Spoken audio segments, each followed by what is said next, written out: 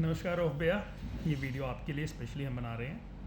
मैं रौफ भैया का बहुत बहुत बहुत थैंक यू करना चाहूँगा फॉर ऑल द सर्विसेज उन्होंने हमें प्रोवाइड की, मेरे और मेरी फैमिली को।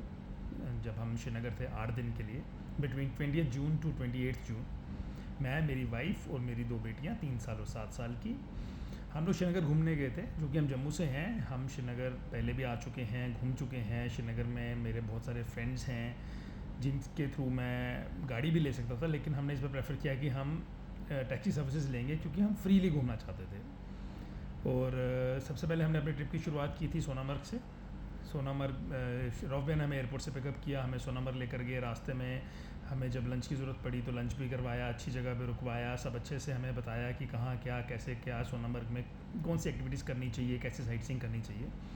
जैसे कि श्रीनगर में वहाँ की लोकल यूनियंस का रहता है कि वहाँ पे जो भी हम एरिया में जाते हैं वहाँ की लोकल टैक्सी यूनियन की ही हम सर्विसेज ले सकते हैं घूमने के लिए।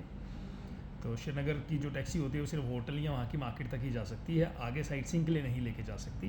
तो रौफ भैया ने हमें ये चीज़ बहुत अच्छे से पहले ही समझा दी थी कि ऐसा ही होगा और सोनामर्ग में आपको टैक्सी लेनी पड़ेगी वहाँ के लोकल यूनियन की। हम जोजिला जा सकते हैं, हम आगे द्रास तक जा सकते हैं, और टैक्सी का क्या चार्जेस रहेगा, कैसे बार्गेन करना है, वो सब उन्होंने हमें पहले से ही बता दिया था टैक्सी स्टैंड पे जाने से पहले, जिसकी वजह से कि हम टैक्सी को अच्छे रेट पे ले पाए।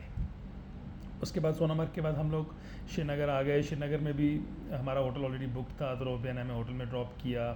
शाम को हमें डल लेक लेकर गए, वहाँ पे अच्छे से बताया कि हम डल लेक ऑलरेडी घूम चुके थे पहले पुराने ट्रिप्स पे, बट इस बार दोबारा उन्होंने बताया कि आप यहाँ नहीं, यहाँ से शिकारा लीजिए, यहाँ से आपको शिकारे का अच्छा व्यू भी मिलेगा और अच्छे से डल आप इंजॉय कर सकते हैं।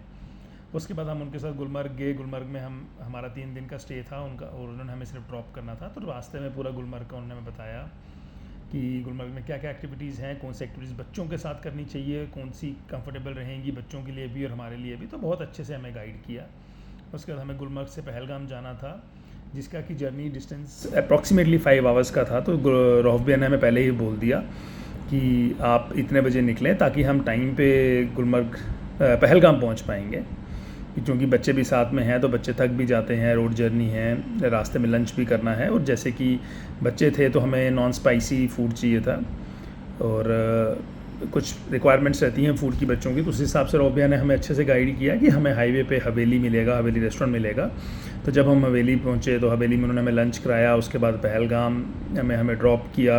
पूरे रास्ते में अच्छे से पूरा सारा साइट सीइंग जो रास्ते की बनती थी हमें बताया कि ये एरिया है, यहाँ पे एप्पल गार्डन है, यहाँ पे वॉलनट ट्रीज़ होते हैं, ये ऐसा होता है। पूरा हमें बहुत अच्छे से समझाया और हमें हमारे पहलगाम होटल पहुँचाया। फिर पहलगाम में हमारा 2 डेज़ का स्टे था। तो पहलगाम में भी उन्होंने हमें पूरी सर्विसेज अच्छे से प्रोवाइड करवाई। नेक्स्ट डे हमें लंच लेकर गए, हमें मार्केट में घूमना था, शॉपिंग करनी थी। तो बड़े प्यार से उन्होंने हमारे लिए वेट किया, मार्केट में खड़े रहे, हमें मार्केट की भी चीज़ें बताई कि कहाँ जाना चाहिए, कैसे, कहाँ क्या, बार्गेनिंग वगैरह सब कुछ जो एक हेल्प हो सकती थी उन्होंने हमारी की। उसके बाद पहलगाम से हमें जब निकलना था एयरपोर्ट के लिए तो उन्होंने हमें पहले ही बोल दिया कि क्योंकि अब यात्रा का टाइम हो रहा है, रास्ते में सिक्योरिटी चेकिंग्स बहुत होंगी, तो हमें थोड़ा जल्दी निकलना ज़्यादा अच्छा रहेगा। अगर हम जल्दी पहुंच गए तो हम लंच श्रीनगर सिटी में भी कर सकते हैं। लेकिन जैसे ही हम पहलगाम से निकले तो वही हुआ कि वहाँ ट्रैफिक जैम्स, रास्ता डाइवर्जन्स, जिसकी वजह से हम पहुँचते पहुँचते बहुत लेट हो गए।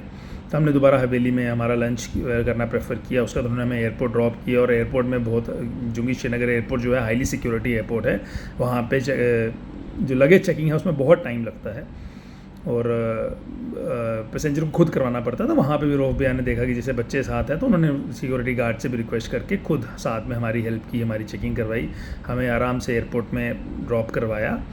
और ओवरऑल हमारा ट्रिप जो रौफ भैया के साथ रहा बहुत अच्छे से, बहुत कंफर्टेबल से। तो बच्चे अभी भी मिस करते हैं। जब जम्मू हम पहुंच गए हैं तो मेरी छोटी बेटी कल बोल रही थी कि रौफ भैया को बोलो गाड़ी लेकर आएँ, घूमी जाना है। तो रौफ भैया, thank you very very much for all the services जो आपने हमें प्रोवाइड करवाई। इतने प्यार से, इतने ध्यान से आपने फैमिली की तरह हमें रखा, हमारा ध्यान रखा, हमसे बार बार फ़ोन पे भी पूछते रहे कि कुछ सर कुछ चाहिए तो नहीं, कुछ हेल्प। तो रौफ भैया, thank you very very much. और आई होप कि मैं जब नेक्स्ट टाइम आऊँ मैं दोबारा आपकी सर्विसेज को अवेल कर पाऊँ। और मैं सभी को ये बोलूँगा कि श्रीनगर आएँ तो रौफ भैया के साथ ज़रूर घूमें, उनकी सर्विसेज ज़रूर लें। Thank you.